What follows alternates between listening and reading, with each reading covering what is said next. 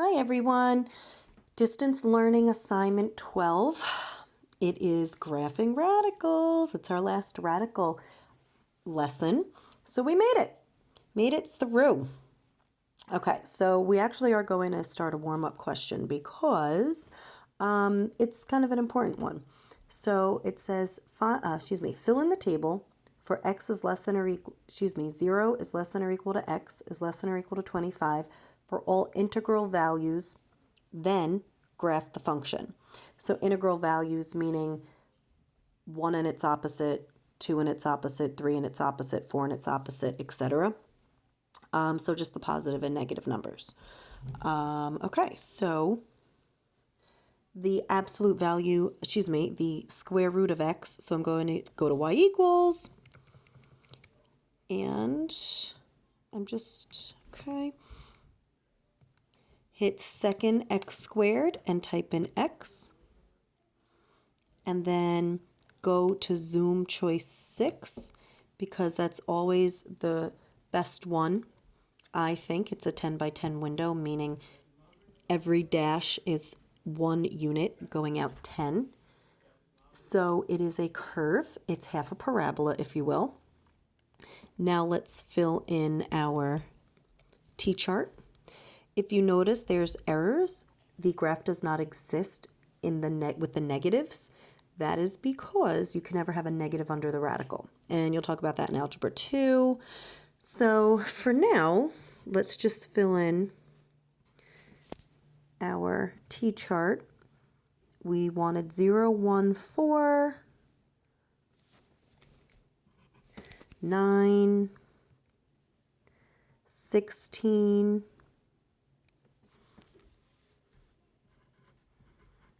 and 25.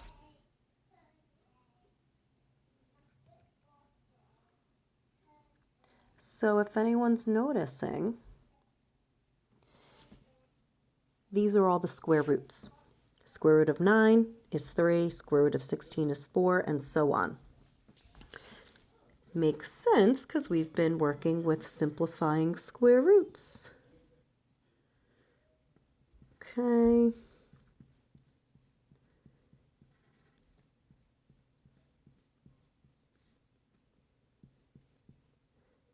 And I don't have enough room for the 25, so I'm just going to not graph it.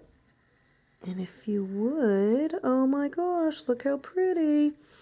The radical functions always have an arrow at the end.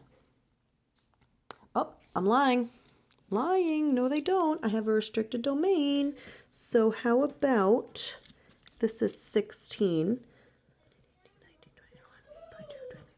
So like it would be around there. So why don't we do that? No arrows because it's a restricted domain.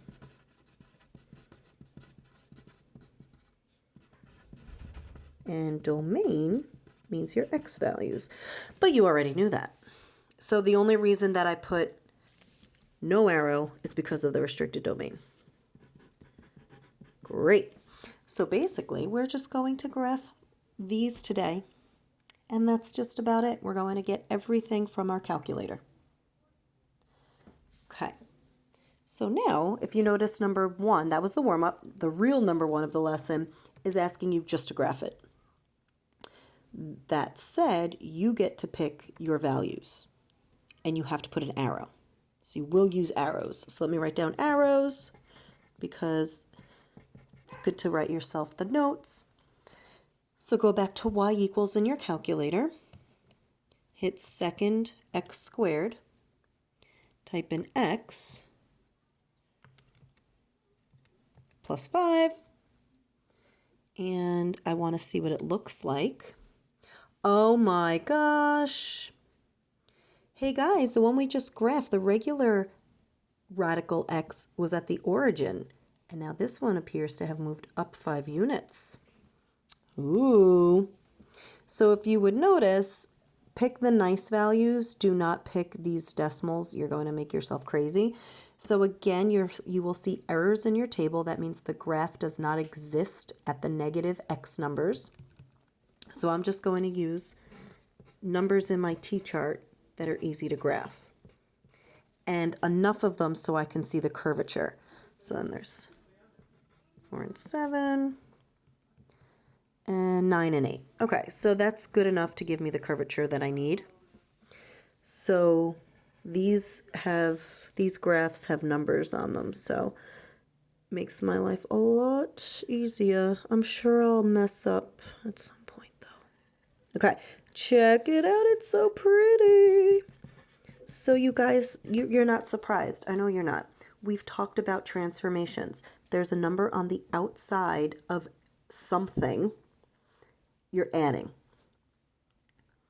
So basically what's happening here is the absolute, excuse me, I don't know, I keep saying absolute value. The radical x, this guy is the parent function. That's the family of functions, radical x. So we've studied absolute value of x. We've studied the parabolas, the x squareds. Those are the parent functions, like the family. Then you start transforming them, and you can do whatever you want to them. And you're going to see that as the lesson progresses.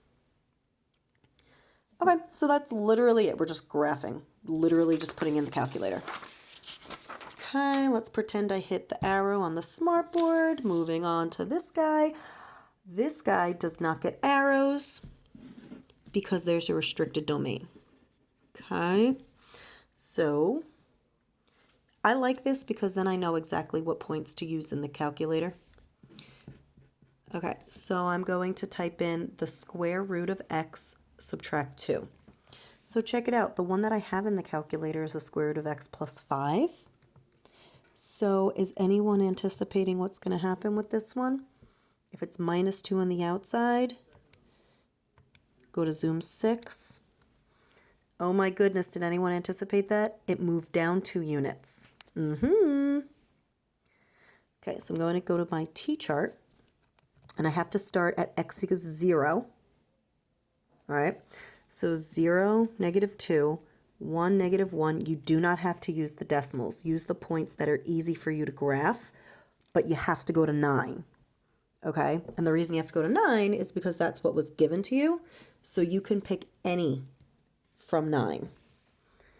Excuse me, from 0 to 9.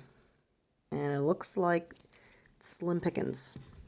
So these were the only integral values. These were the only easy ones to graph. So that's all I'm doing. I mean, you really could graph all the decimals, but why would you want to do that?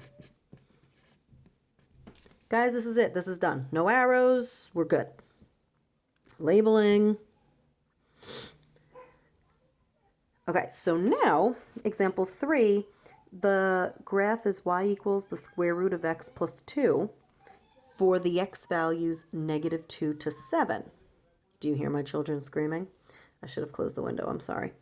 So the plus sign is now under the radical. So I am so curious to see what's going to happen. So go to y equals, type in second x squared, x plus 2. The whole thing's under the radical. And check it out. The x values go from -2 to 7. Now, some of you may be thinking to yourself, well, I thought you said negatives can't go under the radical. I agree. That's if it's just radical x. But once you start transforming it up, down, left, right, anything goes. So I'm going to take -2 and 0, -1 and 1. Any numbers I want to take going to 7. So 2, 2 sounds good. And then 7 and 3. All right, so -2, 0, -1, 1. I ever tell you how much I love graphing? I love it. Even on paper, I'm not so much a fan. Okay, so there's your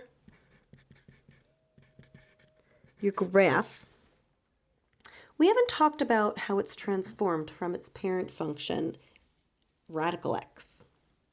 Has anyone noticed, and look at what I can do, radical x was at the origin, right?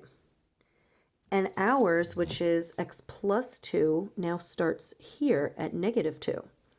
Oh my goodness, it moved left 2 units. Remember?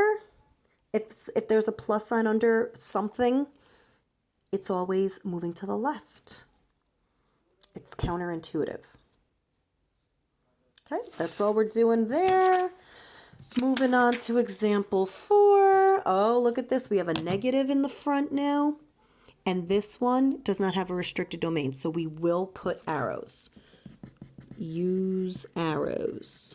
So hopefully you're getting the gist of it. You're remembering when you do and don't want arrows. So f of x is just fancy notation for y. So y equals, clear this out, negative,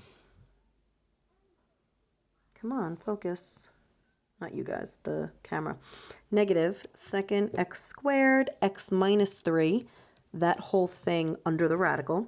So let's brainstorm. How is this going to change? Ignore the negative on the outside, by the way. So it's x minus 3 under the radical. So we just completed a problem where it was x plus 2 under the radical and it went left. So you are correct. This problem, if it's x minus 3 under the radical, it's going to move to the right. Get that? That's my finger going to the right. But there's a negative in front of it. So you are also right. It's going to get flipped. So let's hit zoom 6 to see. Hey, look at that. It did. It moved 3 units to the right. Count them, 1, 2, 3, and it flipped. Okay, so that's what it's going to look like. So let's go to the t-chart. All right, so here's the thing. Whenever you see an error, the first one after the error is pretty much where you're starting. I didn't want to say that before, but hopefully it's becoming obvious now that get past all the errors, and the first one after error is where you begin. Again, the first one, that's nice. That's the integral values. Don't drive yourself crazy with the decimals. So I'm taking 3, 0, 4, negative 1, and 7, negative 2. And are there any other easy ones? No, I'm not going to do 12. All right, so 3, 0, 4, negative 1, and 7, negative 2. And we know it's supposed to look like that. And don't forget, I put an arrow because there was no restricted domain. And I can put f of x because instead of y, we were given f of x. Remember all these shortcuts. Great. All right, last question of the day.